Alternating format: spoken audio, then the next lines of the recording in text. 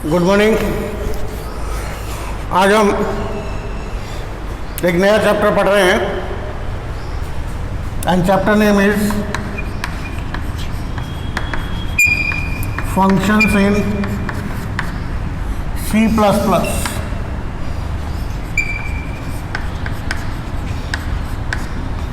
Chapter number 4।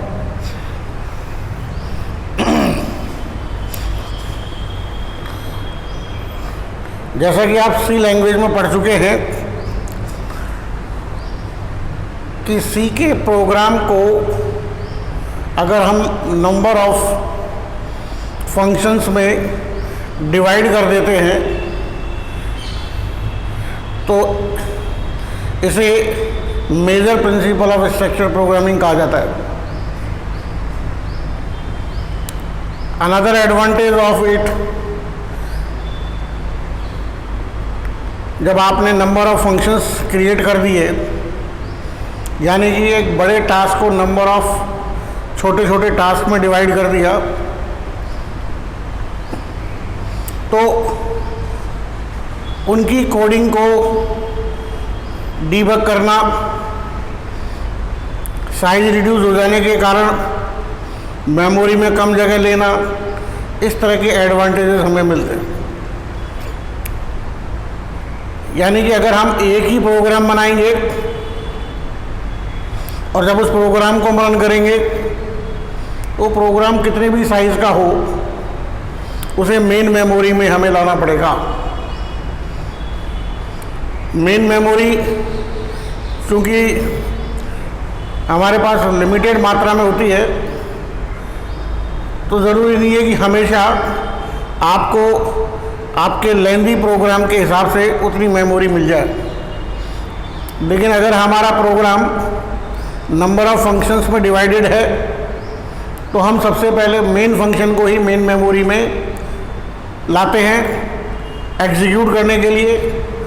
और जब main function जब एग्जीक्यूट होना प्रारंभ होता है और उसको जब भी जिस किसी फंक्शन की आवश्यकता होती है उसे कॉल कर लिया जाता है। जब वो कॉल होता है तो मेन मेमोरी से मेन फंक्शन को हटा दिया जाता है और कॉल किए जाने वाले फंक्शन का कोड मेन मेमोरी में आ जाता है।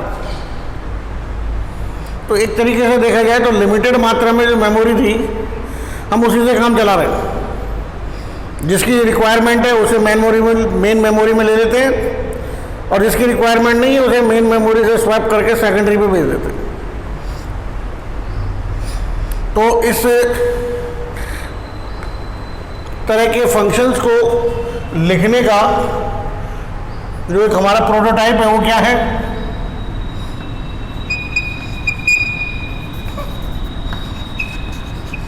मेन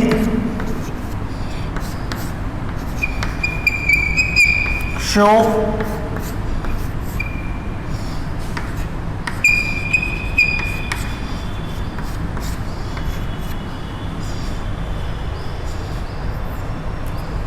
ये हमारा मेन फंक्शन, ये हमारा दूसरा फंक्शन। तो बेसिकली देखा जाए तो प्रोग्राम हमारा क्या है, इन दो फंक्शंस का कलेक्शन है। प्रोग्राम की एग्जीक्यूशन मेन फंक्शन से ही स्टार्ट होती है। मेन फंक्शन से स्टार्ट होने का मतलब ब्रेस के तुरंत बाद जो स्टेटमेंट होगा वो एग्जीक्यूट होगा, उसके बाद ये वाला एग्जीक्यूट होगा, फिर ये स्टेटमेंट एग्जीक्यूट होगा और ये स्टेटमेंट क्या है, this is a call of show function. तो शो फंक्शन को एग्जीक्यूट करना प्रारंभ कर दिया जाएगा, यानी कि मेन फंक्शन को मेमोरी से हटा दिया जाएगा और शो फंक्शन को मेन मेमोरी में ले लिया जाएगा। अब शो फंक्शन को एग्जीक्यूट किया जाएगा, ये लाइन एग्जीक्यूट होगी, ये लाइन एग्जीक्यूट होगी और क्लोजिंग ब्रेस आते ही कंट्रोल वापस उसी फंक्शन में ट्रांसफ़र कर दिया जाएगा जहाँ से कॉल आई थी। कॉल कहाँ से आई थी, मेन फंक्शन में। तो मेन फंक्शन में जिस स्थान से कॉल आई थी उसका नेक्स्ट स्टेटमेंट ये है, यहाँ पे कंट्रोल वापस आ जाएगा शो को एग्जीक्यूट करने के बाद। इसे एग्जीक्यूट किया जाएगा, इसे एग्जीक्यूट किया जाएगा, और ये मेन प्रोग्राम की एग्जीक्यूशन सब। तो कहने का मतलब है ये थी हमारी फंक्शन की डेफिनेशन, ये थी हमारी फंक्शन की डेफिनेशन, और ये क्या थी, हमारी कॉल ऑफ फंक्शन थी।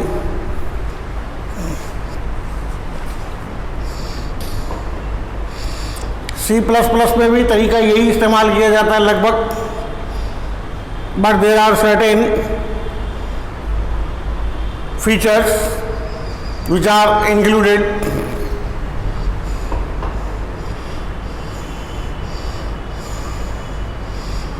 जैसे कि मेन फंक्शन में C में और C++ में डिफरेंस क्या है?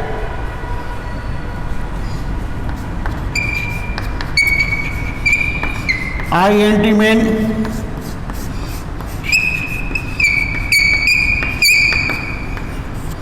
फर्क है, मेन से पहले INT लगाया और मेन के अंत में क्या लगा, रिटर्न 0। इसका मतलब है कि आप क्या कह रहे हैं, मेन फंक्शन को जब एग्जीक्यूट करेंगे तो मेन फंक्शन के द्वारा एक इंटीजर वैल्यू रिटर्न की जाएगी। क्योंकि वैल्यू कैसी रिटर्न होने वाली, 0 इज नथिंग बट इंटीजर, तो मेन से पहले अपन को क्या लगाना पड़ेगा, INT लगाना पड़ेगा।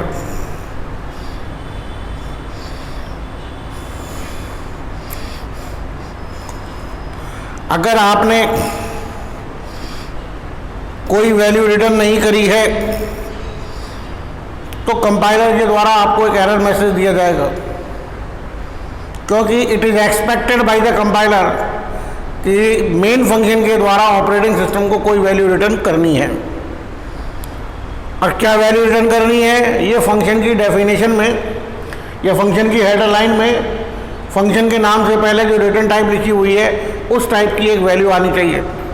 और वैसे बाय डिफ़ॉल्ट हमेशा मेन फंक्शन एक इंटीजर वैल्यू रिटर्न करेगा।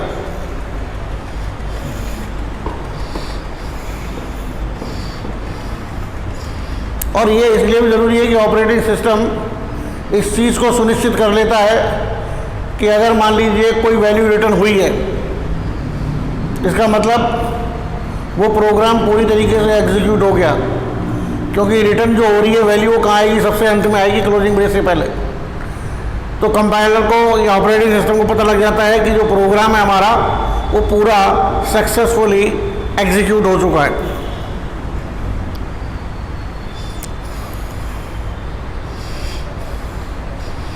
इसलिए हम रिटर्न के साथ वैल्यू का लिखना ज़रूरी होता है। ये एक्सप्लिसिटली वी आर सेइंग कि वी आर रिटर्निंग 0। अब आते हैं अपन फंक्शन की प्रोटोटाइप पे as per C++।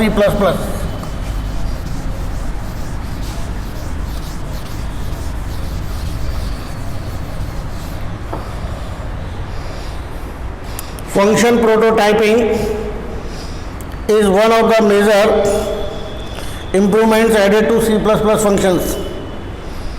The prototype describes the function interface to the compiler by giving details such as the number and type of arguments and the type of return values.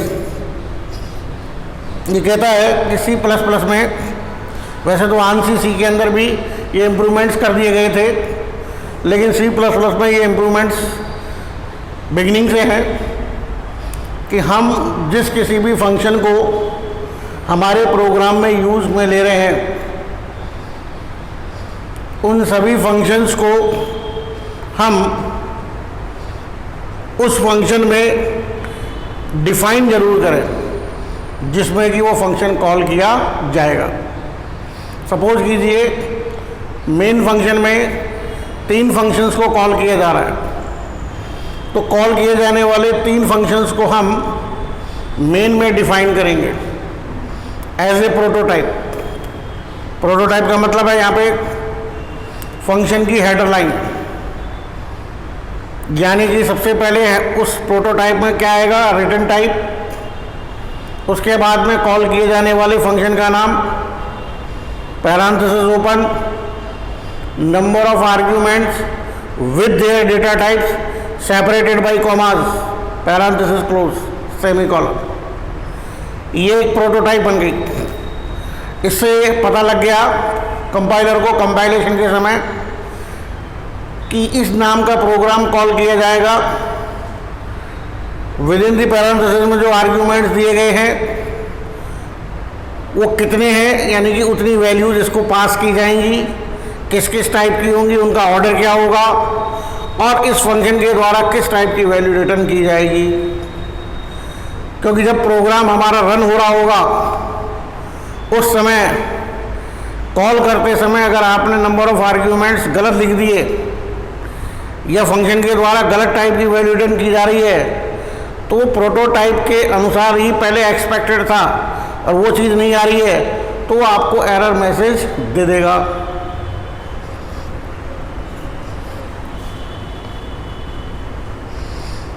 When a function is called, the compiler uses the template to ensure that proper arguments are passed and the return value is treated correctly.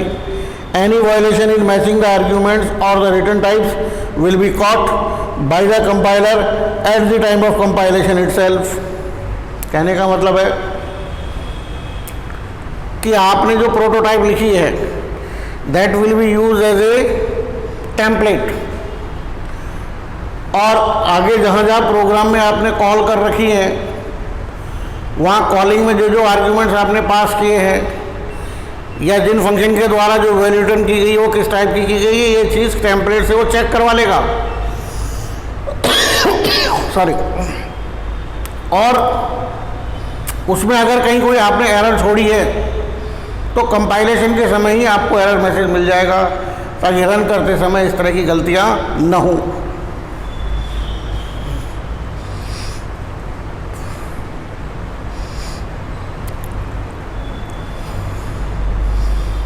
Function prototype is a declaration statement in the calling program and is of the following form.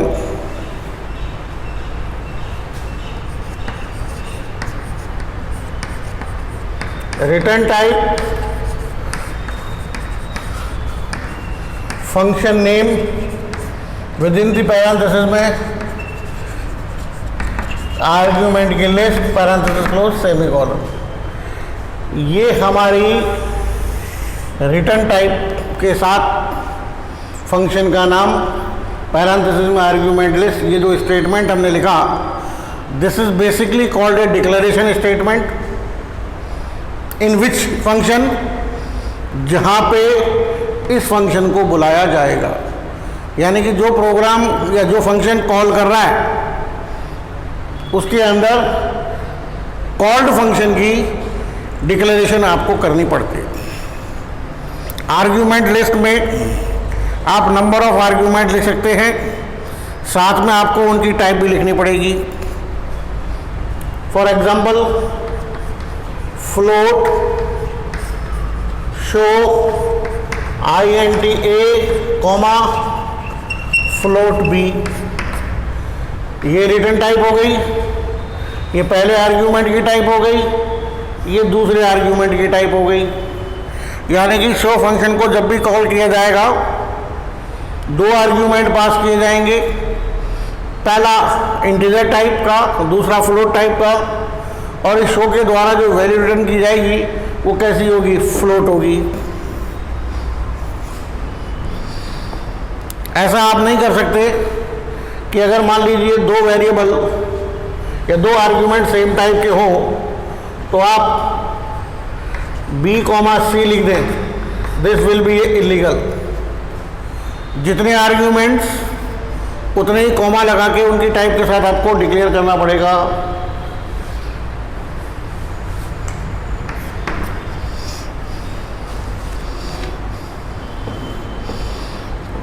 हाँ, आपको ये liberty दी जाती है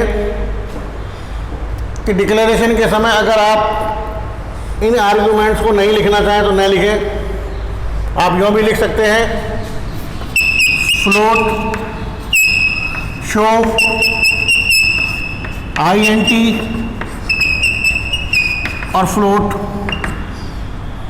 क्योंकि declaration में इन variables को क्या माना जाता है, डमी वेरिएबल्स माना जाता है। It is only the place holders, दिखाने के लिए। तो अगर नहीं भी लिखोगे तो भी चलेगा, बट जितने आर्ग्यूमेंट्स हैं उनकी रिटर्न टाइप्स का लिखा होना ज़रूरी है। विदाउट रिटर्न टाइप्स आप नहीं लिख सकते।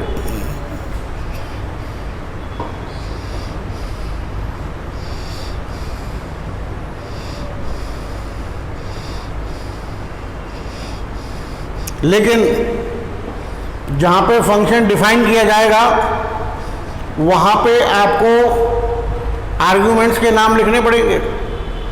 क्यों? क्योंकि वो आर्ग्यूमेंट्स वैल्यू रिसीव करने का काम करते हैं।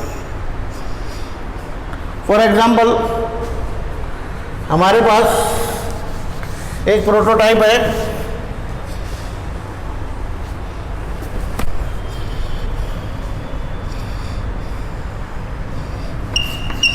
Float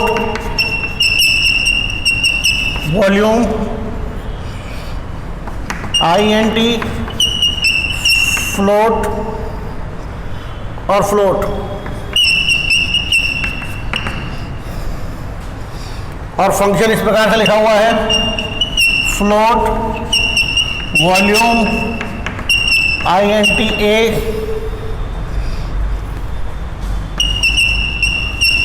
float B float C brace open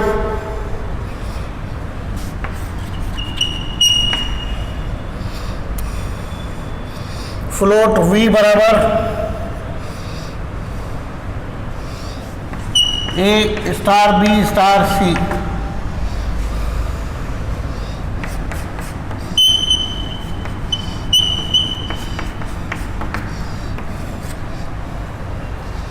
तो ये क्या हुआ हमारा, ये एक्चुअल में फंक्शन की डेफिनेशन है। यहाँ पे हमने आर्ग्यूमेंट लिखे, तो these are called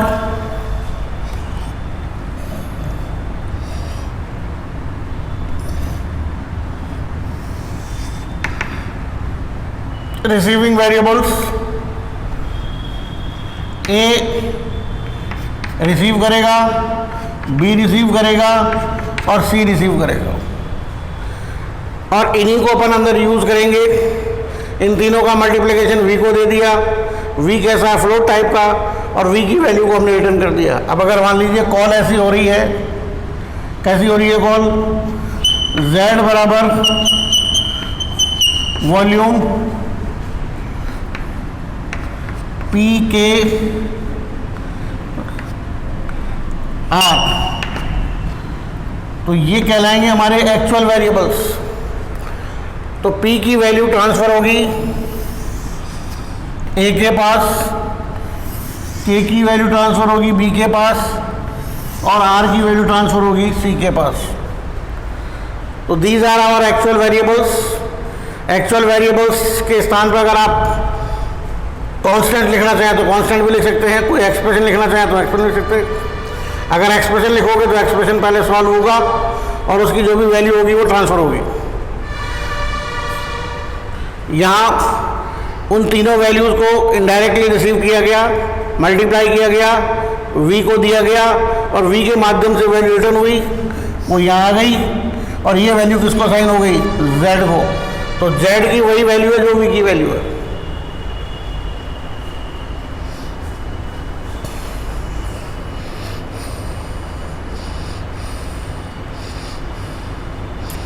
We can also declare a function with an empty argument list। आप इस तरह से भी लिख सकते हैं, void show पैरेंथेसिस में void। अगर हम इसे खाली छोड़ेंगे तो वो C का तरीका हो जाएगा, ये लिखेंगे तो हम C++ का तरीका हो जाएगा। यानी कि शो फंक्शन के द्वारा न तो कुछ लिया जा रहा है, न ही कुछ रिटर्न किया जा रहा है।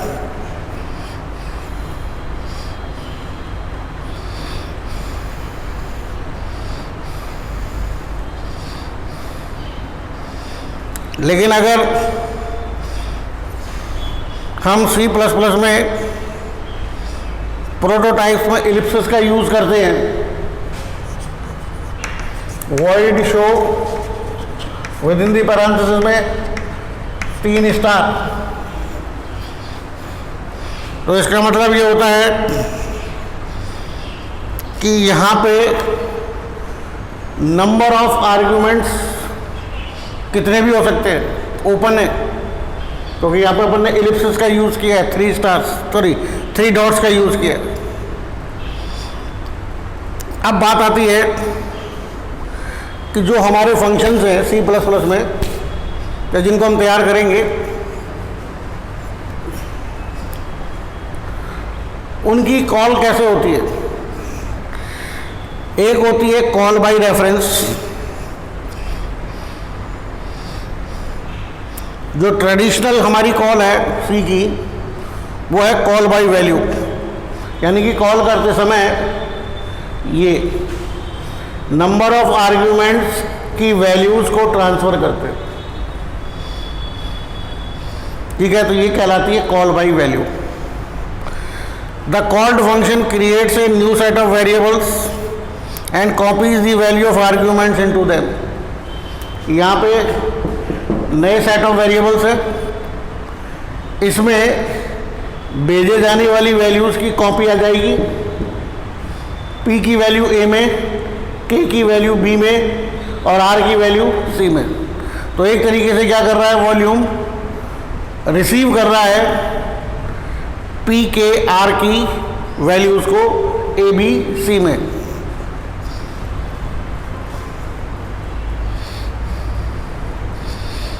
The function does not have access to the actual variables in the calling program and can only work on the copies of the value.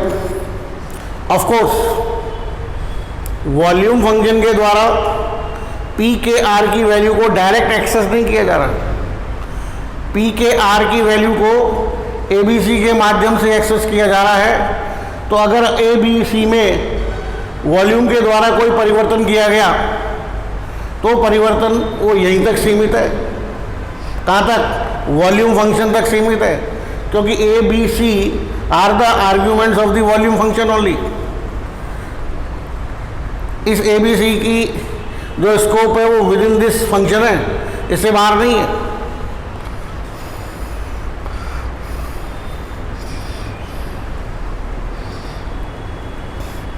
This mechanism will find if the function does not need to alter the values of the original variables in the calling program।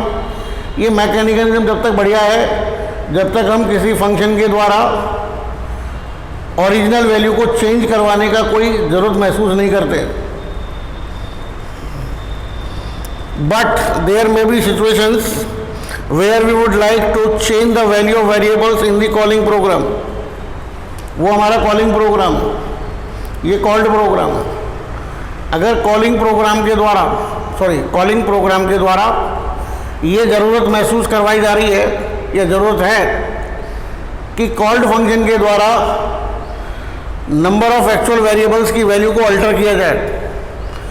For example कि मैं, मेरे घर के member अपने अलग हैं, मेरे पड़ोस में दूसरा मकान है उसके घर के मेंबर अलग हैं, लेकिन मैं मेरे घर के अंदर कुछ कार्य करवाना चाहता हूँ किनके माध्यम से, दूसरे घर के मेंबर के माध्यम से, तो उन मेंबर को मेरे घर के अंदर एक्सेस करने की परमिशन मुझे देनी पड़ेगी। For example the bubble sort compare two adjacent elements in the list and interchange there values if the first element is greater than the second. ये कह रहा है कि मान लीजिए आपका कोई बबल सॉर्ट आपने प्रोग्राम लिखा जिससे क्या होती है, सॉर्टिंग होती है बबल सॉर्ट से, और हमारे पास एक लिस्ट है, तो हमने बबल सॉर्ट फंक्शन बनाया। अब वो क्या करेगा, बबल सॉर्ट मेरी लिस्ट में से पहली वैल्यू को और दूसरी वैल्यू को कंपेयर करेगा। ठीक है, कंपेयर करने के बाद चेक करेगा ग्रेटर देन है कि नहीं। अगर ग्रेटर देन है और अरे को लिस्ट को क्या करना है, हमें डिसेंडिंग ऑर्डर में लाना है, तो सबसे हाईएस्ट वैल्यू पर रहनी चाहिए। तो पहली वैल्यू अपने स्थान पर, दूसरी वैल्यू दूसरे स्थान पर रहनी चाहिए। लेकिन अगर मान लीजिए पहली वैल्यू छोटी है दूसरी वैल्यू बड़ी है, तो दूसरी वैल्यू को कहाँ लाना पड़ेगा, पहले स्थान पे, और पहली वैल्यू कहाँ लाना पड़ेगा, दूसरे स्थान पे। तो वो जो बबल सॉर्ट हमारा जो फंक्शन है वो मेन लिस्ट में परिवर्तन करना चाहेगा और ये हमें करवाना पड़ेगा अगर हम चाहते हैं तो which is not possible if the call by value method is used. ये कहते हैं अगर हमने कॉल बाय वैल्यू को यूज़ किया तो ये संभव नहीं है, क्योंकि उसने तो कॉपी देनी है और उसने कॉपी पे काम करना है। यानी कि एक लिस्ट हमने यहाँ से भेजी, वहाँ उसने रिसीव करा, तो जो भी चेंजेज हुआ इसकी कॉपी में चेंजेज हुआ, वहाँ थोड़ी हुआ। तो ऐसे केसेस में हमको क्या करना पड़ेगा, क्योंकि C++ में हमने रेफरेंस वेरिएबल क्रिएट करना सीख लिया है, तो इन रेफरेंस वेरिएबल के जरिए हम पैरामीटर्स को पास करेंगे to the functions by reference. When we pass argument by reference, the formal argument in the called function becomes aliases to the actual arguments in the calling function। अगर मान लीजिए मैंने P के R का reference भेजा, तो P का reference जब यहाँ आएगा तो A क्या बनेगा, P का अलियास बन जाएगा, B क्या बनेगा, K का अलियास बन जाएगा, और C क्या बनेगा, R का अलियास बन जाएगा। यानी कि अब A B C के जरिए, यानी कि अलियासेस के द्वारा हम P के R के एक्चुअल वैल्यूज को एक्सेस कर पाएंगे। इसका एक एग्जांपल देखते हैं।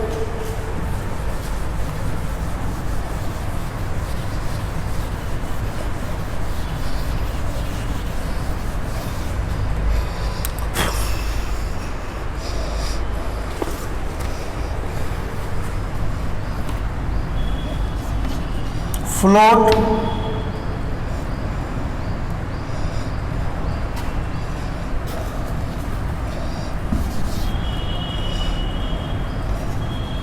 void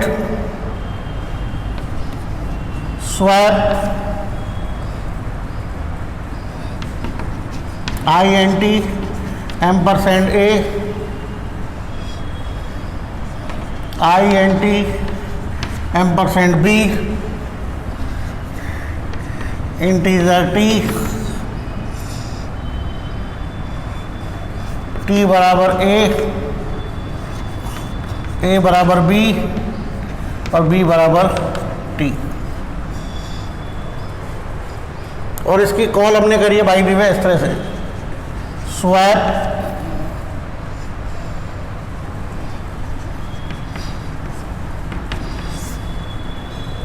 m और n।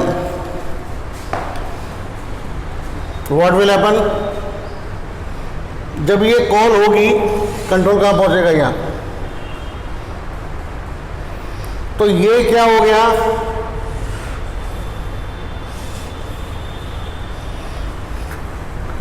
m और n, these are our actual variables, these are our formal variables। Formal variables, तो m बराबर क्या हो गया, ये हो गया int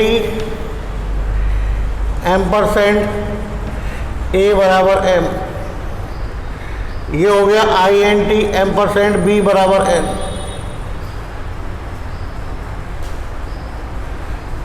तो देखिए आप, m का अलियास हो गया a और n का अलियास हो गया b, यानी कि a and b are nothing but the reference variables.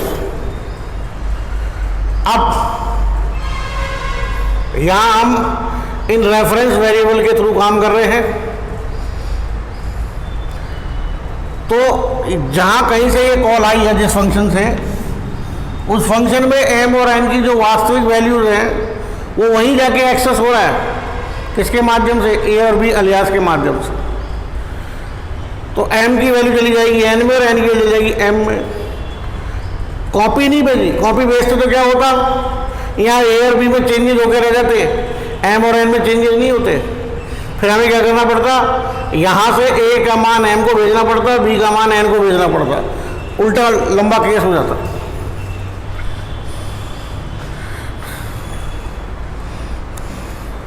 तो इस तरीके से हम रेफरेंस वेरिएबल के जरिए भी क्या करते हैं, कॉल करते हैं। हम चाहते तो एड्रेस भी भेज सकते थे। एड्रेस कैसे भेजते? Swap $m $n। उस केस में m का एड्रेस आ रहा है और n का एड्रेस आ रहा है, तो रिसीव करने वाले क्या होने चाहिए थे? पॉइंटर वेरिएबल होने चाहिए थे। ये भी कॉल बाय रेफरेंस है। क्योंकि यहाँ रेफरेंस वेरिएबल हम क्रिएट कर सकते हैं, तो इसलिए हमने उसका फायदा उठाया। अब आता है अगला, रिटर्न बाय रेफरेंस। ये क्या होता भाई? कि अगर हम वैल्यू जो रिटर्न कर रहे हैं उसे रेफरेंस के माध्यम से करें,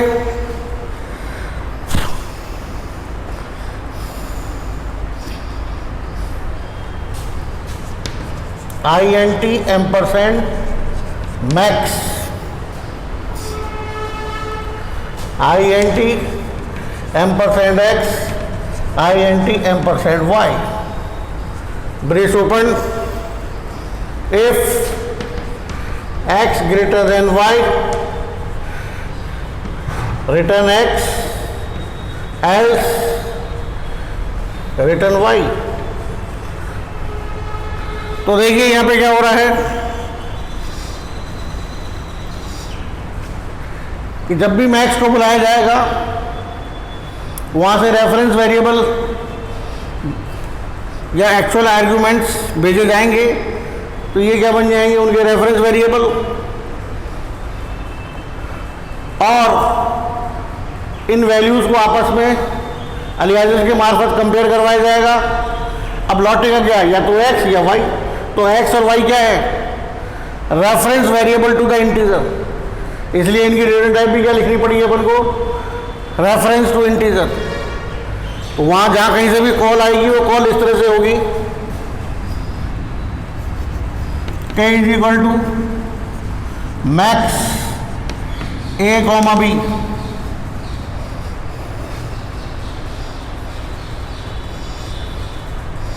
तो a का अलियास x, b का अलियास y, दोनों में कंपैरिजन हुआ। जो मैक्सिमम होगा वो यहाँ आ गया और वो किसको असाइन हो गया? k को असाइन हो गया।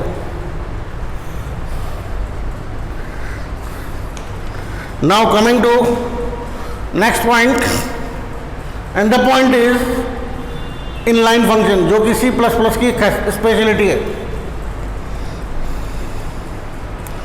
जो हमारा मेन ऑब्जेक्टिव है फंक्शंस को बनाने का, उसके पीछे यही सबसे बड़ा ऑब्जेक्टिव है कि हम मेमोरी बचा लें, मेमोरी को सेव कर लें।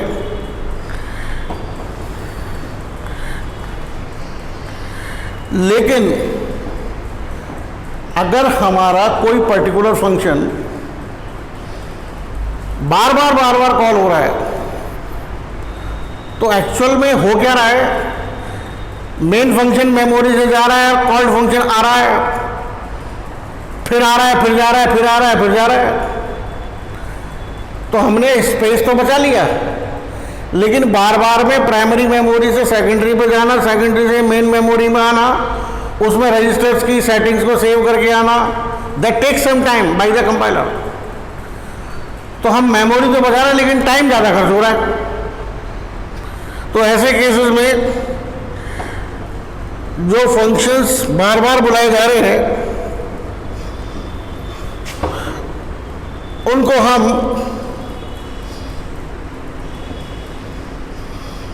इनलाइन फंक्शन के द्वारा डिक्लेयर करते हैं।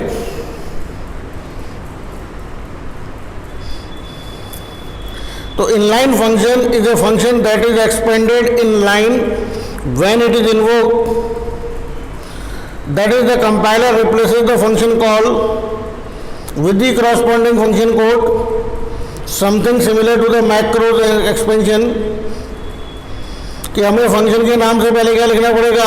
इनलाइन, और उसके बाद में फंक्शन का हेडर, उसके बाद ओपनिंग ब्रेस और क्लोजिंग ब्रेस के अंदर फंक्शन की बॉडी, जैसे कि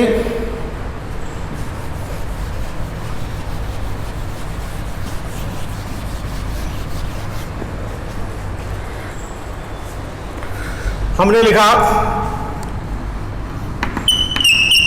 inline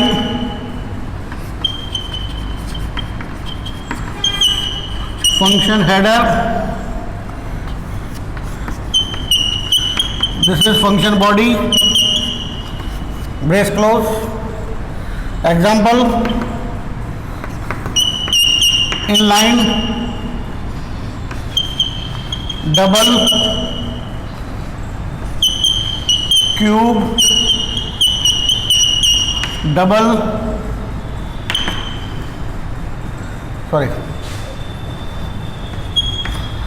A return A star A. और हमने कहीं कोई फंक्शन लिखा है, वो हम लिखते हैं C is equal to cube 3.0, D is equal to cube 6.0, E is equal to cube 9.0। What's happening here कि यहाँ पे क्यूब को बुलाया गया, 3.0 पास किया गया, जो ए को मिल गया। इसने क्या किया, 3.0 इंटू 3.0 3.0 को मल्टीप्लाई करके वापस भेज दिया। तो कह रहा है अगर हमने फंक्शन को इनलाइन बना दिया तो कंपाइलर कंपाइलेशन के समय ही, क्योंकि इस फंक्शन का कोड मैक्सिमम एक लाइन का होता है, तो वो इस कोड को ही यहाँ प्लेस कर देता है। यानी कि बार बार इस फंक्शन को कॉल करने की झंझट से मुक्ति। इससे क्या हो गया, हमारा टाइम सेविंग हो गया। क्लियर? तो ये ध्यान देने वाली बात है यहाँ पे।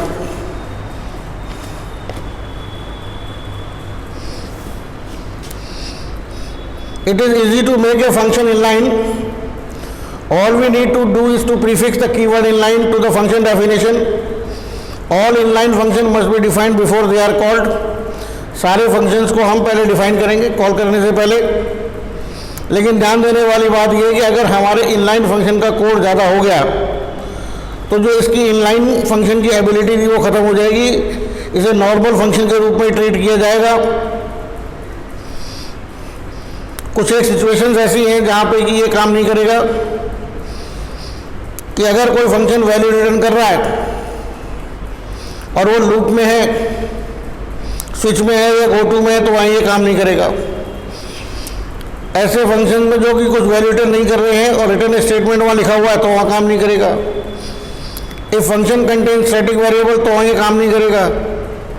If inline functions are recursive, अगर आपने इनलाइन फंक्शन को रिकर्सिव बना दिया तो भी ये काम नहीं करेगा। तो दीज आर सम सिचुएशंस जो आपको ध्यान रखनी है।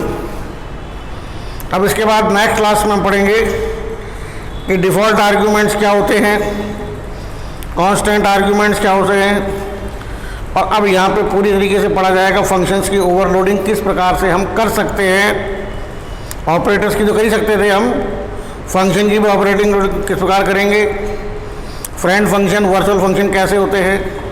तब तक आप इसे रिवाइज करें। Thank you.